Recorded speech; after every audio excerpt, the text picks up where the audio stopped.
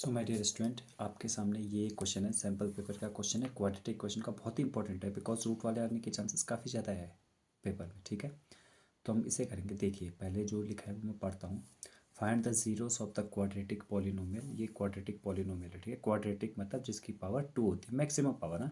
अगर मैं देखूँगा तो ये सारे तो नंबर है, ये भी नंबर है, इसके साथ जो लिखा है ये भी नंबर है, ये भी नंबर है, बट जो वेरिएबल है वो है एक्स, और एक्स की मैक्सिमम पावर 2 है, इसलिए क्वाड्रेटिक हुआ। ठीक है, and verify the relationship between the zeros and the coefficient of the polynomial.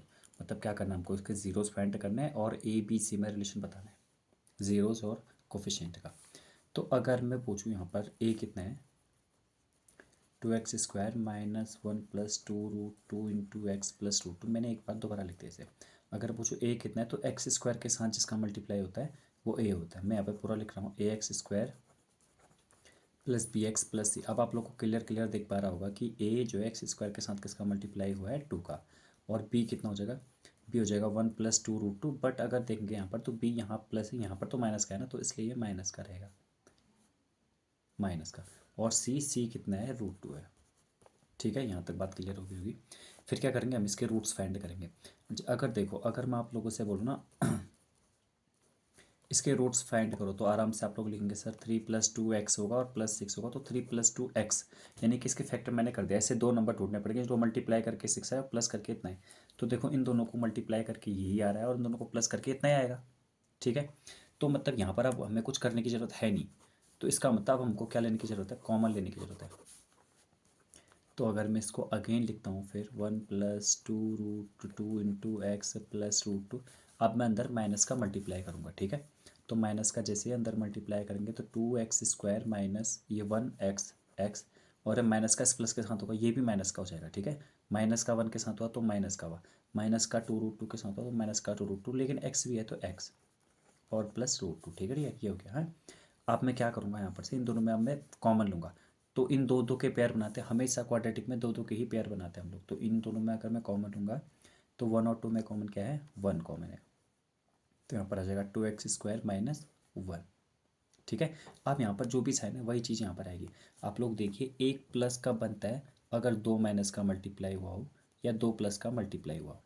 एक माइनस का बनता है, एक प्लस एक माइनस का मल्टीप्लाई हुआ है, एक माइनस एक प्लस का मल्टीप्लाई हुआ तब बनता है। अब यहाँ पर देखिए, मैंने क्या कर लिया बच्चों, इन दोनों से कॉमन ले लिया मैंने माइनस को। तो अब इसी बात है, प्लस है ना यहाँ पर, तो इससे माइनस तो बाहर आ गया, तो अंदर क्या बचा होगा, पक्का माइनस का बचा होगा। लेकिन अब दिक्कत सारी यहाँ पर है कि इसमें से हम कॉमन कैसे लें। तो इसमें से अभी जो कॉमन आ रहा हो तो मैं आपको डायरेक्ट बता रहा हूँ, बट सॉरी ये x7x। तो यहाँ पर तो अभी मैं डायरेक्ट बता रहा हूँ कि इसमें कॉमन कितना आ रहा है करके। इसमें आ रहा है √2, तो अंदर कितना बचेगा, 2x माइनस 1 बच जाएगा। फिर हम लोग यहाँ पर कितना लिख लेंगे, 2x माइनस 1, इन दोनों में जो कॉमन है वो आ गया, और बचा क्या बाकी, 1x माइनस √2 बचा। अब हम क्या करेंगे, 2x माइनस 1 इक्वल्स टू 0 और x इक्वल्स टू 1 उस तरफ जाएगा, 2 का डिवाइड लगेगा 1/2। यहाँ पर x माइनस √2 इक्वल्स टू 0 और x की वैल्यू आ जाएगी प्लस में √2 आ जाएगी। ठीक है, ये हो गया। अब मुझे कोफिशिएंट और इसका मैं बताऊंगा यहाँ पर ना आपको एक कॉमन किस तरह से लिया गया करके, तो मैं आपको बताऊंगा, आप लोग घबराइए मत, लास्ट टाइम बताऊंगा बटे। और अब यहाँ पर हम देख लेंगे ए बी और सी के साथ क्या कॉमन। देखो, अल्फ़ा, एक को मैंने अल्फ़ा बोल दिया और एक को मैंने बीटा बोल दिया। तो अल्फ़ा प्लस बीटा कितना होता है, माइनस b/a, और माइनस, ये माइनस तो यहाँ पर था और पहले से माइनस था, तो इसका मतलब प्लस हो जाएगा b/a।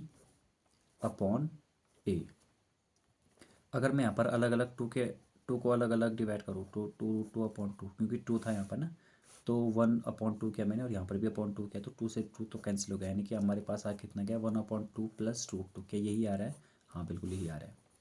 तो इसका मतलब ये तो सही है। और अल्फ़ा इंटू बीटा, 1/2 का √2 के साथ करूँगा तो मैं कितना आना चाहिए, c/, है, और c कितना है, अगर आप देख पा रहे होंगे यहाँ पर, तो c कितना है, √2, तो √2/a कितना है, 2। तो यहाँ पर मल्टीप्लाई करके देखते हैं, यहाँ पर मल्टीप्लाई करके √2/2, और ये भी √2/2, इसका मतलब ये भी सही आ रहा है, हमारा अल्फ़ा प्लस बीटा सही आ रहा है।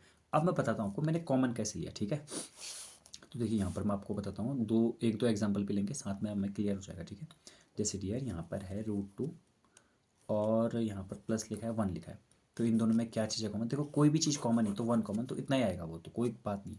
लेकिन अब यहाँ पर जब हम देख रहे हैं तो इसमें कॉमन क्या लें हम, देखो दोनों में जो कॉमन है, वैसे तो रूट 2 दिखाई दे रहा है आपको, तो सिंपल सी बात है रूट 2 कॉमन आएगा, एक्स तो कॉमन है, तो अंदर क्या बचा, यहाँ पर क्या बचा 2x बचा, और यहाँ पर क्या बचा 1 बचा।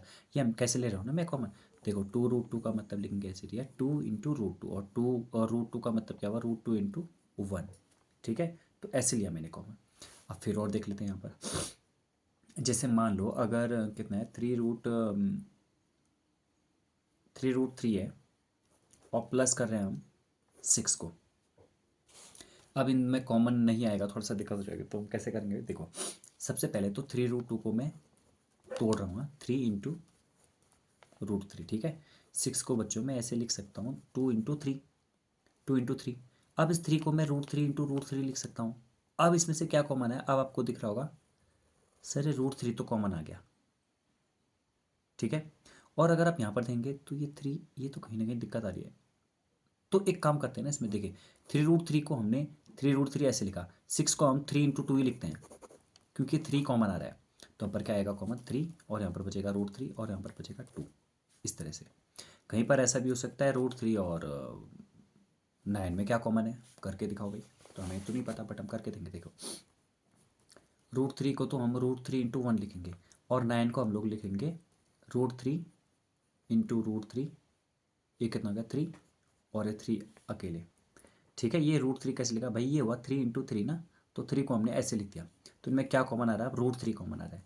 तो इसका मतलब √3 हम कॉमन कर लेंगे, यहाँ पर क्या बचा 1, और यहाँ पर क्या बचा, अगर √3 यहाँ से ले ले तो 3√3 बचा अंदर, तो इतना हो जाएगा।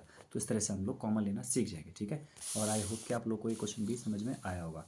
तो इस वाले क्वेश्चन को आप सॉल्व करना, ठीक है। तो इस वाले क्वेश्चन को सॉल्व करना, मिलेंगे आप नेक्स्ट वाली वीडियो में।